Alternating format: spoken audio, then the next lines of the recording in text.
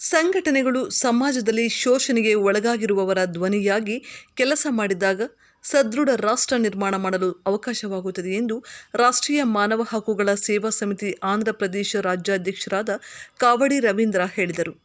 ನಗರ ಹೊರವಲಯದಲ್ಲಿ ಆಯೋಜಿಸಿದ್ದ ಪದಾಧಿಕಾರಿಗಳ ಆಯ್ಕೆ ಸಭೆಯಲ್ಲಿ ಅವರು ಮಾತನಾಡಿ, ಸಂಘಟನೆಗಳು, ಸಂಘ ಸಂಸ್ಥೆಗಳು ಎಲ್ಲಿಯವರೆಗೂ ಈ ಸಮಾಜದಲ್ಲಿ ಶೋಷಣೆಗೆ, ದೌರ್ಜನ್ಯಕ್ಕೆ, ಅನ್ಯಾಯಕ್ಕೆ ಒಳಗಾಗಿ ಸರ್ಕಾರದಿಂದ ಸಿಗುವಂತಹ ಸೌಲಭ್ಯಗಳನ್ನು ಪಡೆದುಕೊಳ್ಳುವಲ್ಲಿ ವಿಫಲರಾಗಿರುವವರ ಧ್ವನಿಯಾಗುವುದಿಲ್ಲವೋ ಅಲ್ಲಿಯವರೆಗೂ ಈ ಸಮಾಜದಲ್ಲಿ ಭ್ರಷ್ಟಾಚಾರ, ದೌರ್ಜನ್ಯ, ದಬ್ಬಾಳಿಕೆಗಳು ನಡೆಯುತ್ತಿರುತ್ತವೆ. ಅವುಗಳನ್ನು ತಡೆಗಟ್ಟುವ ನಿಟ್ಟಿನಲ್ಲಿ ರಾಜ್ಯದಲ್ಲಿ ಜನರನ್ನು ಸಂಘಟಿತರನ್ನಾಗಿ ಮಾಡುವುದರ ಜೊತೆಗೆ ಜನರ ಹಕ್ಕುಗಳ ಜೊತೆಗೆ ಅವರ ಕರ್ತವ್ಯಗಳನ್ನು ನೆನಪಿಸುವಂತಹ ಕಾರ್ಯ ಆಗಬೇಕಾಗಿದೆ. ಮಹಿಳೆಯರ ಹಕ್ಕುಗಳ ರಕ್ಷಣೆ, ವಿದ್ಯಾರ್ಥಿಗಳ ಹಕ್ಕುಗಳ ರಕ್ಷಣೆಗೆ ನಾವು ಸದಾ ಸಿದ್ಧರಾಗಬೇಕು ಎಂದರು. ಜನರ ಏಳಿಗೆಗಾಗಿ ಸರ್ಕಾರ ಹಲವಾರು ಯೋಜನೆಗಳನ್ನು ಜಾರಿಗೆ ತಂದಿದ್ದರೂ ಸಾಕಷ್ಟು ಮಂದಿಗೆ ತಮಗೆ ಸಿಗುವಂತಹ ಸೌಲಭ್ಯಗಳ ಕುರಿತು ಅರಿವಿಲ್ಲ. ಗುಡ್ಡಗಾಡು ಪ್ರದೇಶಗಳಲ್ಲಿನ ಜನರಿಗೆ ಮನವರಿಕೆ ಇಲ್ಲ. ಇಂತಹ ಜನರನ್ನು ಜಾಗೃತಿಗೊಳಿಸುವಂಥ ಕೆಲಸವನ್ನು ನಮ್ಮ ಸಂಘಟನೆಯ ವತಿಯಿಂದ ಮಾಡುತ್ತಿದ್ದೇವೆ.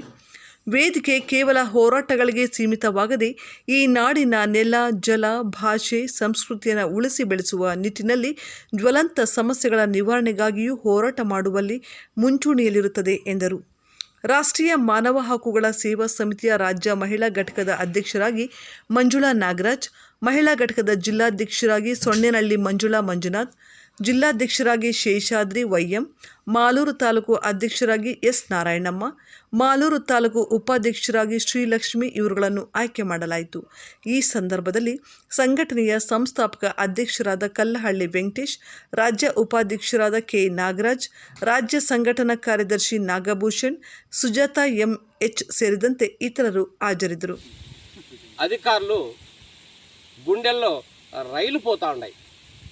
సార్, నేను హ్యూమన్ రైట్స్ నుంచి ఒక సోదరికి అలానే పని చేసి పెట్టండి, ఆమె 100 రోజులుగా మీ దగ్గర తిరుగుతున్నది, నెల రోజులుగా తిరుగుతున్నది అని ఒక్క ఫోన్ చేస్తే చాలు, వెంటనే 1 or 2 డేస్లో ఆ యొక్క సమస్యను పరిష్కారం చేసేటువంటి వ్యవస్థ మన హ్యూమన్ రైట్స్.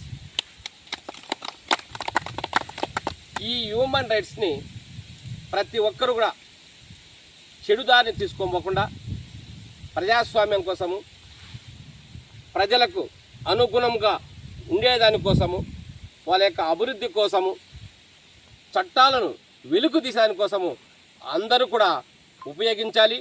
ఇంకా మనం డెవలప్మెంట్ కావాలి, ఇంకా మంచి దీనిపైన అవార్డు తీసుకోవాలని చెప్పనేసి మీకు అందరికీ కూడా ఈ దినం ఏర్పాటు చేసినటువంటి ఈ యొక్క ప్రోగ్రాంలో ప్రతి ఒక్కరికి పేరు పేరున హృదయపూర్వక తెలియజేసుకుంటూ ఈ యొక్క అవకాశం ఇచ్చేందుకు మీకు అందరికీ కూడా నా ధన్యవాదాలు. ಈ ಸಭೆಯಲ್ಲಿ ಸಮಿತಿಗೆ ರಾಜ್ಯ ಮಟ್ಟದ ಪದಾಧಿಕಾರಿಗಳು, ಜಿಲ್ಲಾ ಮಟ್ಟದ ಪದಾಧಿಕಾರಿಗಳು, ತಾಲೂಕು ಮಟ್ಟದ ಪದಾಧಿಕಾರಿಗಳನ್ನು ಆಡಳಿತ ಮಾಡುವ ಸಲುವಾಗಿ ಈ ಸಭೆ ಕರೆದಿದ್ದು, ಈ ಸಭೆಯಲ್ಲಿ ಸರ್ವಾನುಮತದಿಂದ ಈ ನೇಮಕಾತಿ ಆದೇಶವನ್ನು ಹೊಂದಿರತಕ್ಕಂಥ ಎಲ್ಲರಿಗೂ ಅವರ ಹೆಸರಿನ ಮೂಲಕ ಅವ್ರಿಗೆ ವಹಿಸಿರ್ತಕ್ಕಂಥ ಜವಾಬ್ದಾರಿಯನ್ನು ನಿರ್ವಹಿಸಿ ಈ ಆದೇಶದಂತೆ ಕೆಲಸ ನಿರ್ವಹಿಸಬೇಕಂತ ತಮ್ಮಲ್ಲಿ ಕೋರ್ಕೊಳ್ತೇನೆ. ಮೊದಲನೇದಾಗಿ ರಾಷ್ಟ್ರೀಯ ಮಾನವ ಹಕ್ಕುಗಳ ಸೇವಾ ಸಮಿತಿ ಮಂಜುಳಾ ನಾಗರಾಜ್ ರಾಜ್ಯ ಮಹಿಳಾ ಅಧ್ಯಕ್ಷರಾಗಿ ಆಯ್ಕೆಯಾಗಿರ್ತಾರೆ. ಅವರಿಗೆ ಹೃತ್ಪೂರ್ವಕವಾದ ಧನ್ಯವಾದಗಳು. ಈ ಒಂದು ನೇಮಕಾತಿ ಪತ್ರವನ್ನು ನಮ್ಮ ರಾಜ್ಯ ಉಪಾಧ್ಯಕ್ಷರಾದ ನಾಗರಾಜ್ ಅಣ್ಣವ್ರಿಗೂ ಕೊಡಬೇಕಂತ ತಿಳ್ಕೊಳ್ತೀನಿ.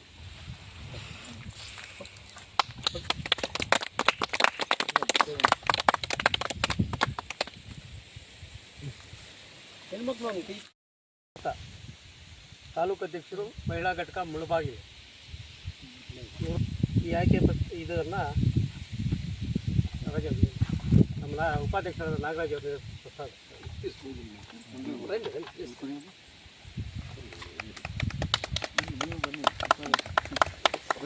ಬನ್ನಿ.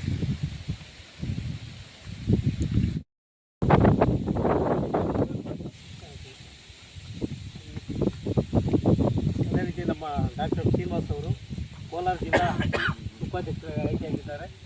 ಅವ್ರಿಗೂ ಸಹ ಸಮಿತಿ ಪರವಾಗಿ ಈ ನೇಮಕಾತಿ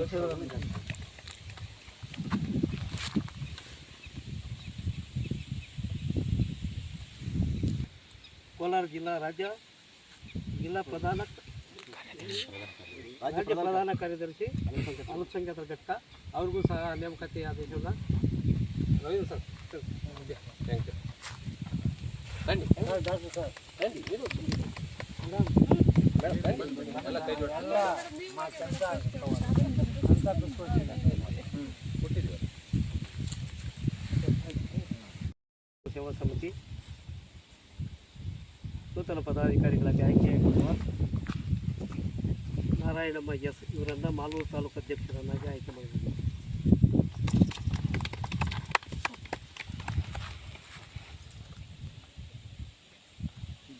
ಸೇವಾ ಸಮಿತಿ ವತಿಯಿಂದ ಶ್ರೀ ಲಕ್ಷ್ಮಿ ಅವರನ್ನು ಮಾಲೂರು ತಾಲೂಕು ಉಪಾಧ್ಯಕ್ಷರನ್ನಾಗಿ ಮಹಿಳಾ ಘಟಕಕ್ಕೆ ಇವರನ್ನು ನೇಮಕಾತಿ ಮಾಡಿ ಆದೇಶಿಸಲಾಗಿದೆ. ಈ ಆದೇಶ ಪತ್ರ ಜಿಲ್ಲಾಧ್ಯಕ್ಷರು ಮಹಿಳಾ ಘಟಕಕ್ಕೆ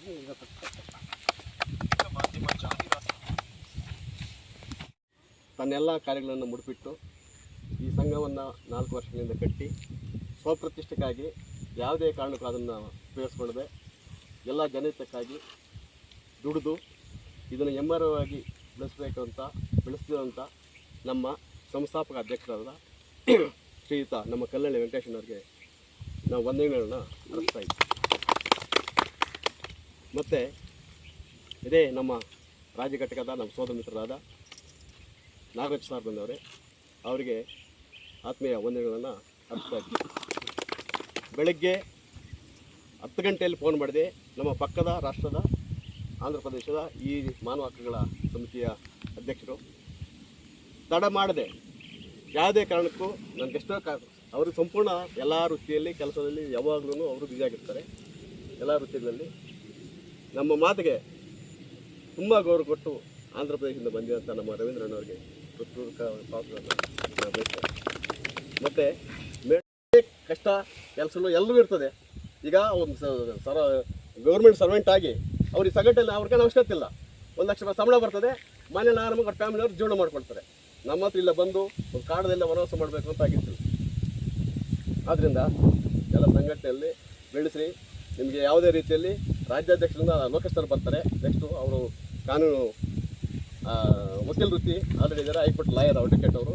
ನೀವು ಯಾವಾಗ ಹೇಳಿದರೆ ಅವಾಗ ಒಂದು ಸಮಾರಂಭ ಮಾಡೋಣ, ಪ್ರೆಸ್ ಕ್ಲಬ್ಬಲ್ಲೋ ಇಲ್ಲ ಚಿಂತಾಮಣಿ ಡಿವಿಷನ್ ಆಗ್ಬೋದು, ಇಲ್ಲ ಕೋಲಾರ ಡಿವಿಷನ್ ಆಗ್ಬೋದು, ಇಲ್ಲ ಬೆಂಗಳೂರು ಡಿವಿಷನಲ್ಲಿ ಒಂದು ಕಾರ್ಯಕ್ರಮ ಆಯೋಜಿಸೋಣ. ಯಾವುದೋ ಒಂದು ಹೆಸರಿನಲ್ಲಿಟ್ಟು ಅದರಲ್ಲಿ ಕಾನೂನು ಶಿಬಿರನೇ ಮಾಡೋಣ. ಏನು ಮೇಡಮ್?